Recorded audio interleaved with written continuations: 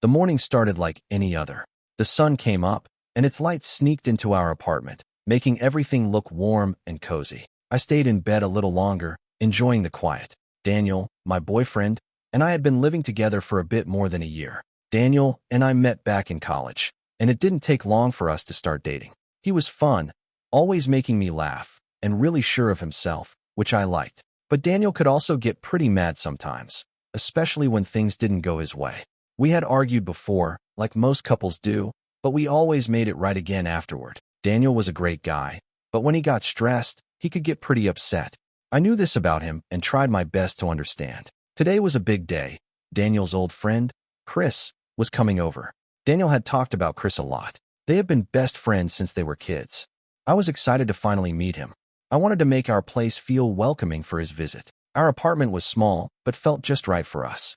We had pictures of our trips and fun times hanging up, making it feel like home. I was hoping Chris would feel comfortable here too. I spent the morning getting everything ready.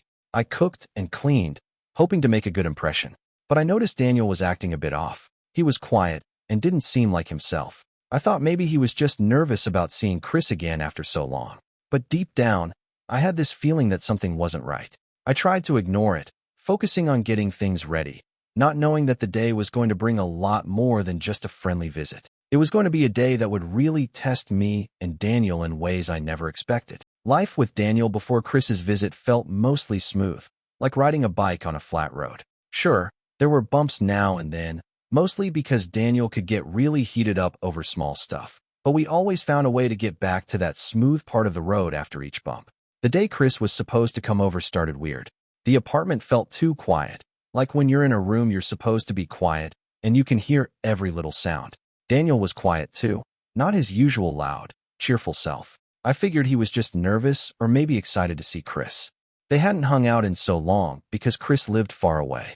Daniel had told me a lot about Chris. They did everything together when they were younger. From what Daniel said, I pictured Chris as a fun guy, always ready for an adventure. Daniel was excited about showing him our place, about having him meet me, and about catching up on old times. The morning Chris arrived, I tried to make everything perfect.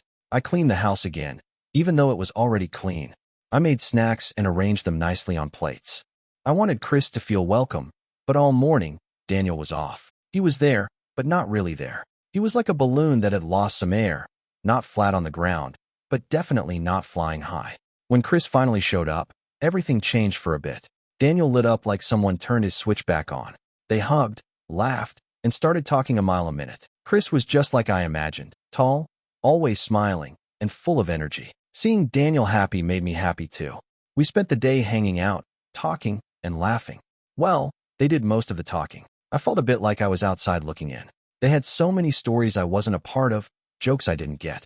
But it was nice seeing Daniel so happy. As the day went on, though, I started to feel more and more like I was actually outside.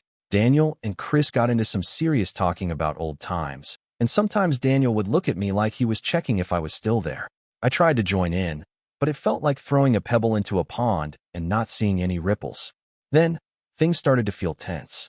It wasn't anything big, just little things.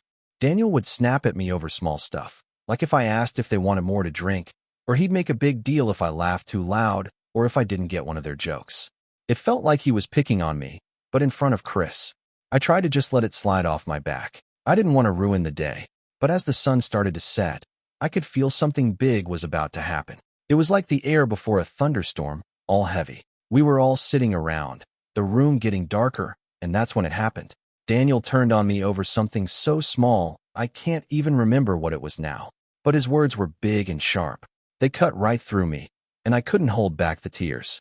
I ran to our bedroom, feeling like I was in a bad dream. I lay there on our bed, crying and trying to understand what just happened. Why did Daniel get so mad? Why in front of Chris? It felt like everything was broken, and I didn't know if we could fix it. Lying there, I realized that this was more than just a bad day.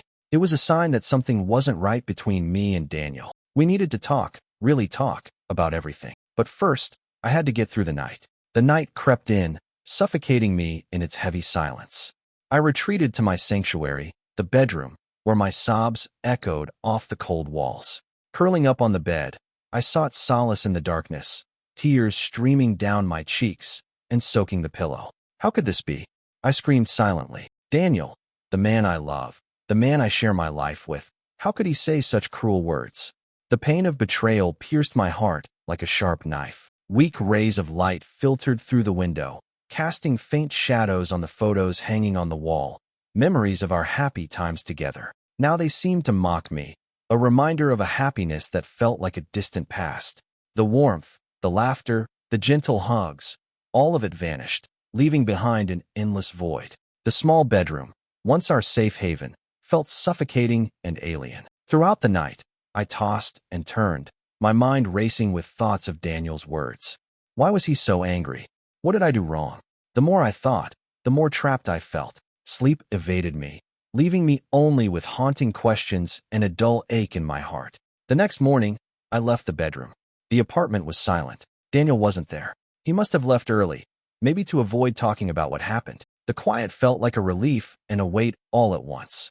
I made myself some tea, the warm mug in my hands a small comfort. I sat at our little kitchen table, staring out the window, lost in thought. I replayed the incident over and over in my head, trying to make sense of it. How did we get here? How did a simple day turn into a night that felt like it might change everything? The questions kept coming, but the answers were nowhere to be found. As the day went on, I kept busy cleaning up the apartment, trying to clear away the reminders of last night. But it was more than just the physical mess. There was an emotional mess to deal with too. I knew we couldn't just ignore what happened. We needed to talk, really talk, about everything. But I was scared. Scared of what Daniel might say, scared of hearing that he didn't love me anymore, scared of finding out that our relationship was broken beyond repair. When Daniel finally came home, it was late. The tension between us was like a wall, thick and unbreakable. We barely looked at each other. Dinner was a silent affair, both of us lost in our own thoughts. The silence was loud, filled with all the things we weren't saying. After dinner, I couldn't take the silence anymore. I needed to know where we stood. Daniel, we need to talk. He looked up, his eyes dry. What do you want to talk about? About last night, I said, my voice trembling. Why did you say those things to me? What did I do to disappoint you? Daniel avoided my gaze. You kept interrupting our conversation. You weren't really interested in what Chris was saying. That's not true. I retorted. I was trying to participate, but you made me feel like I didn't belong. Tears welled up in my eyes again. Seeing this, Daniel sighed. He fumbled. I know I behaved terribly. There's no excuse for the way I treated you. Finally, he acknowledged his mistake. A small glimmer of hope flickered in my heart. But why? I asked. Why were you so angry? There was a long pause. Finally, Daniel spoke. I was just stressed out about work, and Chris's visit made things more complicated. Daniel's confession took me aback. Stress? I repeated. Why didn't you tell me? I didn't want to worry you, he replied softly. A mix of sadness and disappointment washed over me. We had been living together for over a year, and yet Daniel didn't feel comfortable sharing his problems with me. A sad and disappointed feeling filled me up like a bad drink that left a yucky taste. We laughed so hard our sides hurt, cried on each other's shoulders during tough times, and built a future together piece by piece. But here at the kitchen table, the place where we'd had so many meals and shared secrets, there was a stranger sitting across from me. It hit me like someone punched me. Daniel, the man I thought I knew, the one I told all my deepest secrets to, kept his troubles hidden away like a locked box I couldn't open. The key wasn't trust, because we trusted each other after all we'd been through. No, it was something else that was missing. He didn't feel okay being open with me, letting down his guard and showing me the worries that bothered him. Did he think I wouldn't understand? Did he doubt I could be his rock, his best friend, the one person who would always be there? That thought hurt even more. Here we were, supposed to be a team facing the world together, but he was fighting his battles all alone. This wasn't just about the fight. It was about the whole thing we had together. We were supposed to be partners, not roommates who lived together comfortably but didn't really talk. The silence now felt loud, a constant reminder of the space that had grown between us. Tears welled up in my eyes, making it hard to see Daniel across the table. This couldn't be the end. Taking a deep breath, I scooted my chair back a little. Daniel, I started, my voice shaky but strong. We need to talk more, not just about the fight, but about everything. I want to know what's going on with you, and I want you to know you're not alone in this. You don't have to carry this all by yourself. Looking back on everything that happened, it feels like we've walked through a storm and come out on the other side, a bit worn but also stronger. That night, When Daniel's words felt like knives and my tears wouldn't stop, I couldn't see a way forward. But now I see it as a turning point, a harsh lesson that taught us so much about love, about each other, and about ourselves. I learned that love isn't just about the good times. It's also about standing together when the sky falls down, about holding hands in the dark and finding our way back to each other. It's about speaking up when we're hurt and listening, really listening, when the other person is hurting too. We've learned to communicate better, to not let small things build up into big problems. We've learned that it's okay to be vulnerable, to show our true selves, because that's when we truly connect and heal. This experience has shown me the depth of our love. It's not fragile but resilient, capable of weathering storms and emerging stronger. I'm grateful for Daniel, for his willingness to change and grow with me. Our journey hasn't been easy, but it's ours, and I wouldn't change it. As we move forward, I carry with me the lessons of that night. They remind me of what we've overcome and what we can achieve together. Our love is a living, breathing thing that grows and changes with us, and I'm excited to see where it takes us next. Will he continue to hold my hand? Only time would tell.